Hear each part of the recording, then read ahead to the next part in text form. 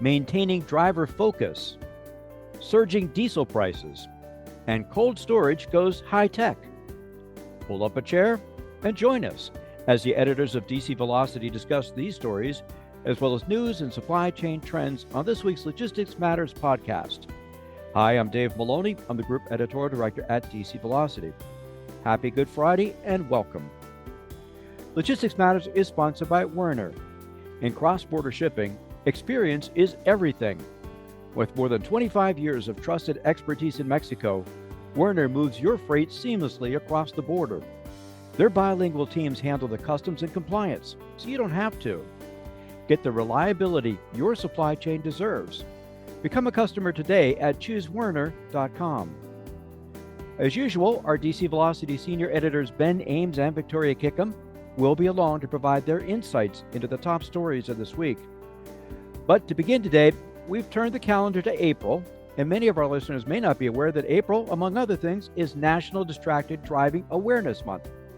From phones to radios to navigation systems, there are many, many things that can distract drivers as they move down our nation's roadways. Even professional drivers can be distracted, putting themselves, their loads, and of course other drivers at risk. To discuss this topic in detail and what can be done to assure greater safety on our roads is Victoria Kickham with today's guest. Victoria? Thanks, Dave. Our guest today is Stefan Heck. He is CEO and founder of fleet safety platform Nauto. He's here to talk about how advanced AI solutions can help create safer driving conditions on our nation's roads and highways. Welcome, Stefan. Thank you. Pleasure to be here. Yeah, thanks for joining us. So I'll just jump right in and say that distracted driving is a huge and growing problem. I wonder if you can just describe the scale of the problem in commercial fleets and trucking especially. Yeah, distracted driving is actually the largest safety risk because it's easier to track. A lot of the government data reflects speeding and hours of service, drowsiness as the biggest problems in trucking. But we see that distracted driving swamps either of those. Not to say they're not an issue, but distracted driving in our data is responsible for 70% of all damage. And the reason that's important to understand is if you're distracted, you tend to have much more significant accidents than if you're speeding a little bit. We see that distracted drivers run at full speed into another vehicle or drive full speed off the road. Those are going to be your most severe injury collisions, rollovers where the vehicle is totaled. So it's by far and away the number one cause. It's not, ironically, it's not as bad in commercial fleets as it is in consumer driving. We see that in some of the taxi and ride-sharing fleets that we work with. It's even worse there. But it's still the number one problem for trucking, too. So what effect does it have on, you mentioned collisions a minute ago, like collision losses, insurance costs, those kinds of issues when we're talking about fleets? Yeah, it's the number one driver of collisions. As I mentioned, 70% of all loss, over half of collisions are directly caused by distracted driving. It's often a factor together with something else, right? You're distracted for a moment and you run a red light, or you're distracted and you miss a pedestrian that's crossing the street. So it combines very destructively with other risks that people think about a lot more.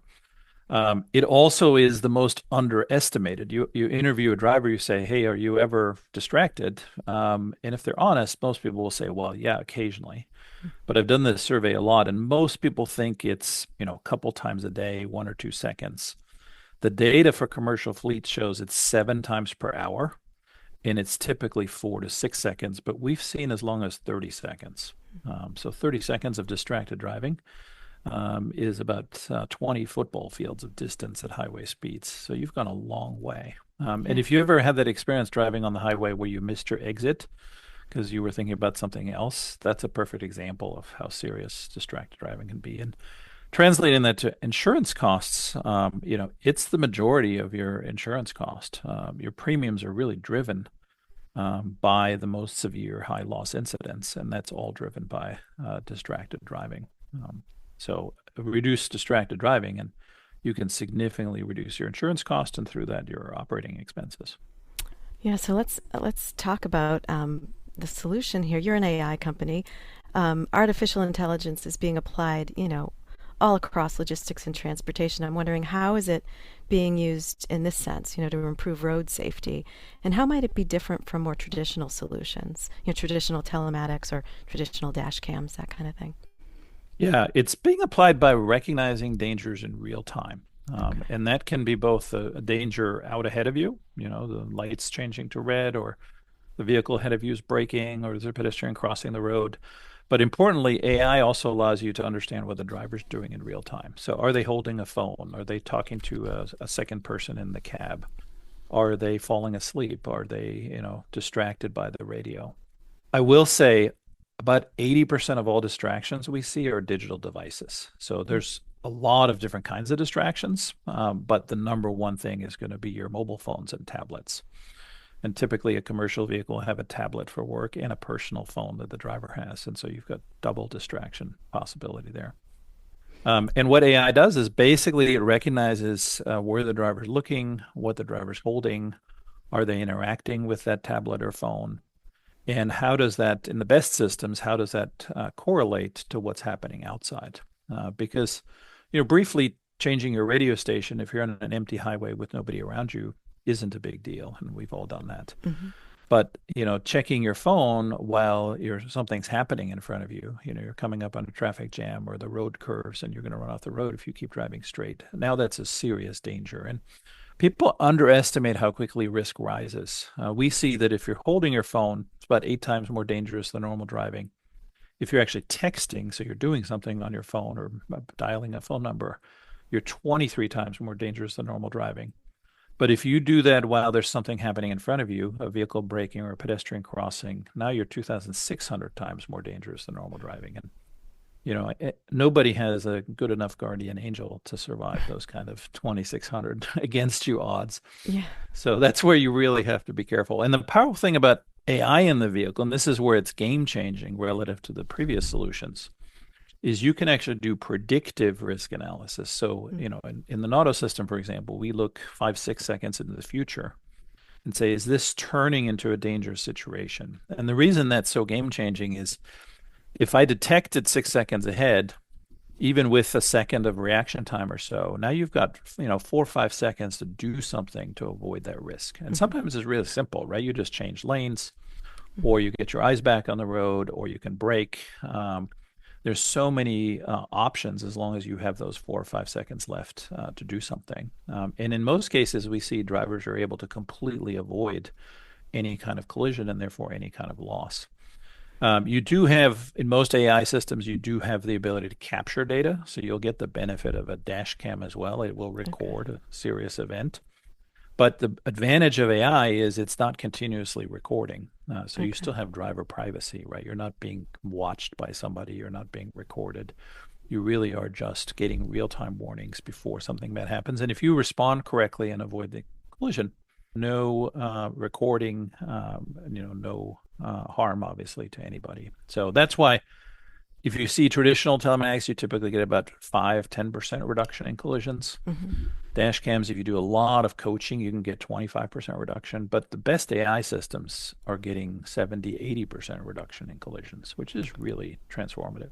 That is. All these numbers you're mentioning are really staggering. So these are systems that are embedded into the vehicle then. They're just sort of sensing and analyzing constantly. Is that how that works? It's both. You can retrofit, so you can add an AI dash cam to your vehicle. Mm-hmm.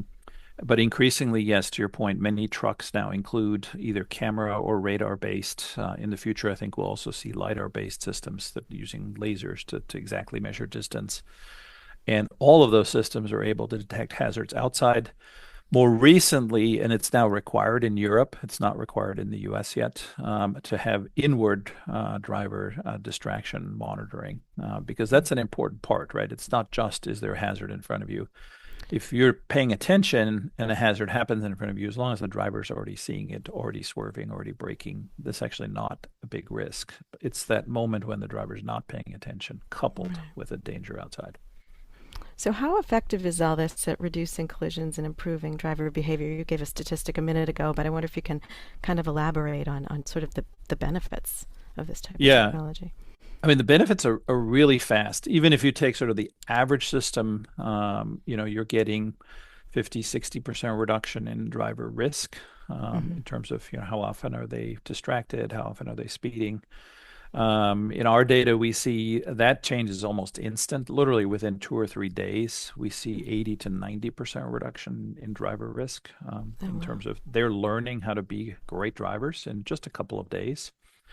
And then on average, that translates, if you get 90% reduction in driver risk, you see about 65% reduction in collisions. If you really work the more rare incidents, rare collision types, also you'll see if you have, 1,000 drivers in your fleet, there's one or two that might still have risks because they might have a, medical issue, might need glasses. So there are some risks you can't change through AI, but they'll surface through the AI. The AI will see, hey, this driver is. We had a driver, for example, run stop signs at night because they had night blindness, and so they were a great driver during the day, but not so good at night. And that's an easy problem to fix, right? You just assign them to a different shift, and they can be a great driver for the company still. So that you can push to about 80%, or our best fleet ever has gotten 91% reduction in collisions. But typically you'll get 90% reduction in risk, about 65% reduction in collision damage. And if you really work it, you can get to 80%. Wow, that's impressive. Aside from technology, though, what else do you think needs to change in order to sort of reduce distracted driving? And how can the industry kind of work together to really make a difference on this issue? Yeah, there's a lot of opportunity, and you touched on one already, which is having these systems be built into the vehicle so that they're not an add-on. The powerful thing with that is, it opens up more sensor options, right? It's hard to retrofit a radar, for example, to a truck, but if it's built in, a radar doesn't cost more than $100 extra for the vehicle. So it makes it really inexpensive if it's built in. It also means there's no install required, right? The truck just comes with it. So it makes it much easier to adopt when you order it with a new vehicle. Now these systems, by the way, are available for light commercial vehicles too. So your van, your pickup truck can also have these. The second thing is cultural, just the awareness, and it's great. Even on this podcast, that's why we have Distracted Driving Awareness Month. Most people don't realize this is your largest danger in life in the middle years of your life.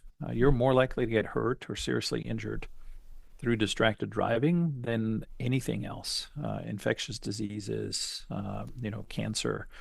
If you're retired, those become a bigger deal. But for anybody kind of 5 to 55 years old, driving is the most dangerous thing you do. So building that awareness is important. I mentioned the European regulations and law. I'm a big advocate that some kind of real-time collision avoidance distracted driving system with the right privacy features, to be clear, right? So not recording and people watching you, but just real-time warnings should be required. Europe has moved there. Japan has required it for heavy vehicles, so big trucks. We don't have anything equivalent in the US. We're still focused on speeding and hours of service. We haven't moved on distracted driving at all. The last part, and this really hasn't seen much action, but in principle, the handful of companies that make mobile phones and the companies that make cars should get together and really make sure those two systems communicate, because the vehicle knows what's happening around you. The phone knows what you're doing on your phone. Between those two data points, you have everything you need to solve this problem.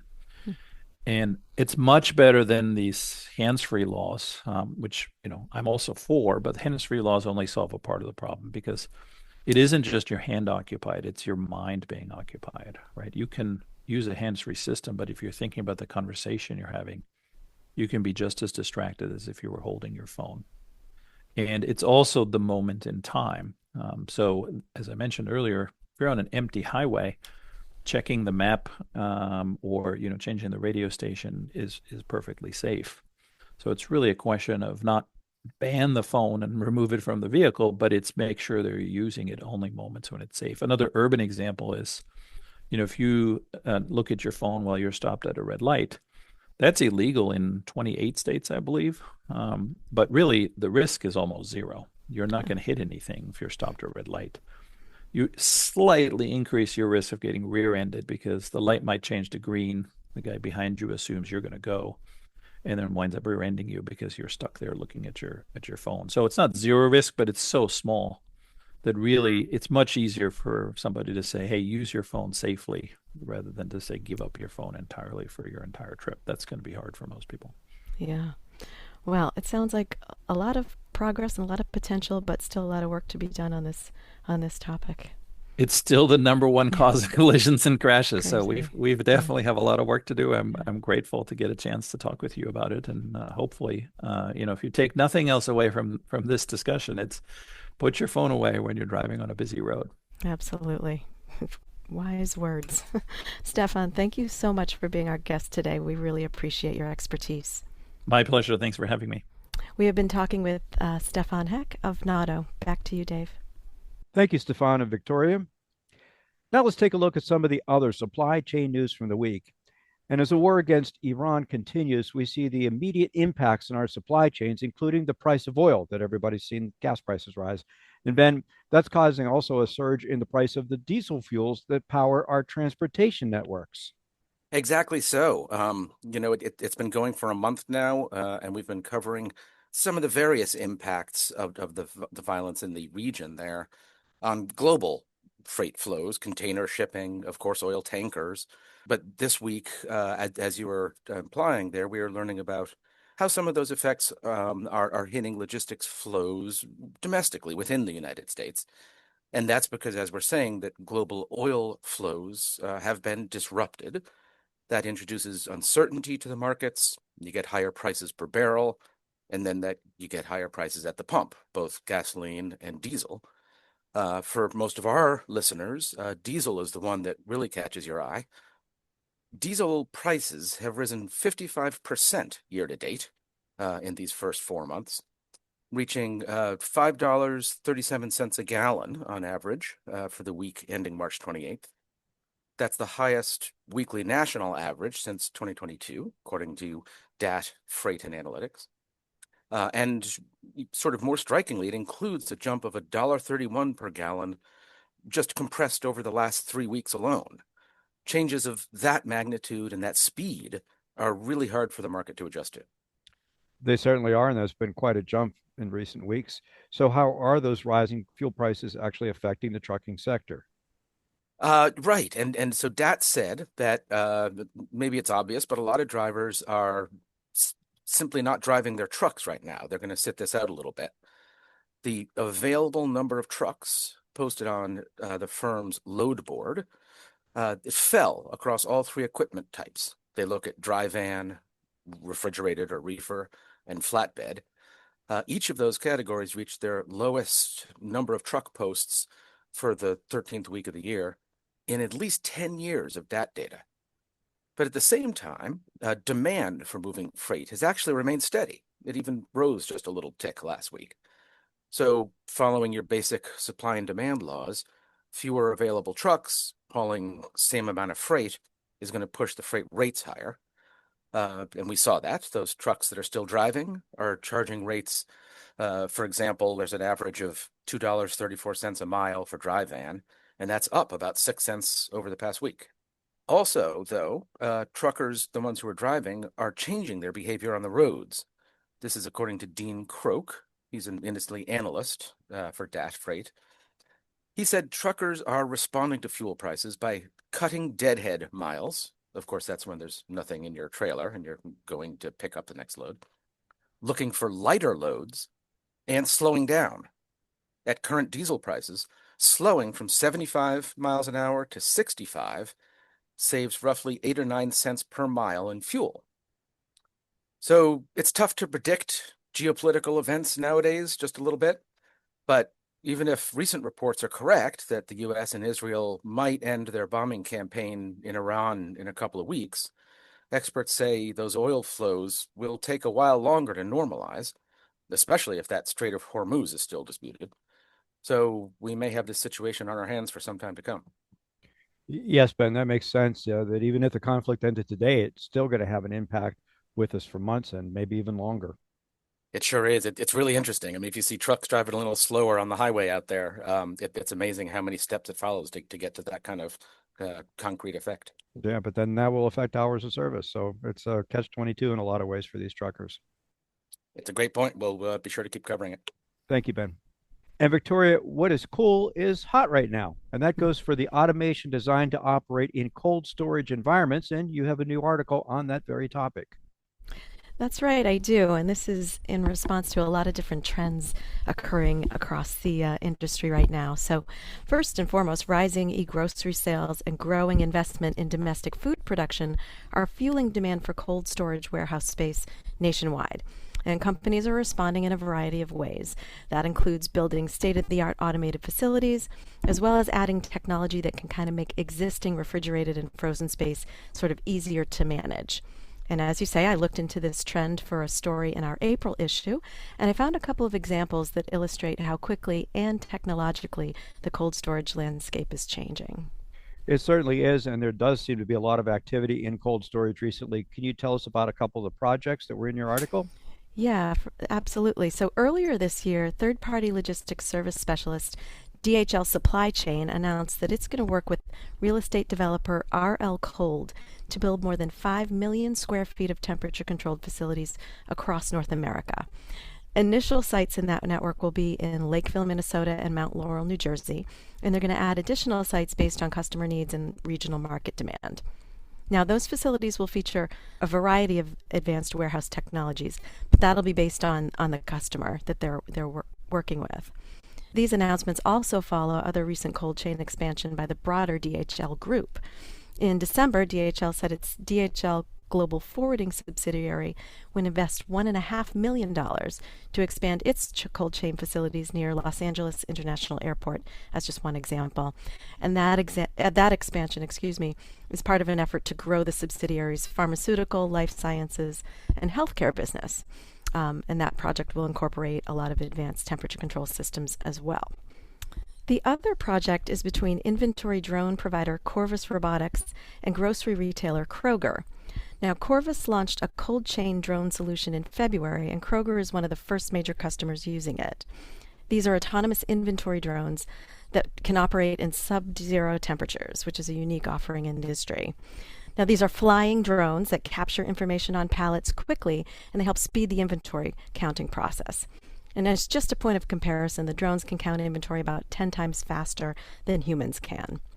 Now, the difference for cold and frozen environments is primarily internal. These cold chain drones have battery management technology, materials, and software that allow them to function in those sub-zero temperatures. Kroger piloted the technology at one of its warehouses last year and is now expanding its use of the drones, according to Corvus. And again, this story is in our April print and digital editions, and it was posted to dcvelocity.com this week, so our listeners can find it there as well. Thank you, Victoria. And we'll post the URL so that readers can find that in the podcast notes section of our podcast today. We encourage listeners to go to dcvelocity.com for more on these and other supply chain stories. And also check out the podcast notes section for some direct links to read more about the topics that we discussed today. And we'd like to thank Stefan Heck of Nauto for being our guest.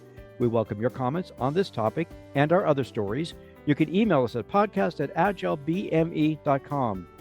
We also encourage you to subscribe to Logistics Matters at your favorite podcast platform. Our new episodes are uploaded on Fridays. And a reminder, Logistics Matters is sponsored by Werner. In cross-border shipping, experience is everything. With more than 25 years of trusted expertise in Mexico, Werner moves your freight seamlessly across the border. Their bilingual teams handle the customs and compliance, so you don't have to. Get the reliability your supply chain deserves. Become a customer today at choosewerner.com. We'll be back again next week with another edition of Logistics Matters. Be sure to join us. Until then, have a wonderful holiday weekend and a great week ahead.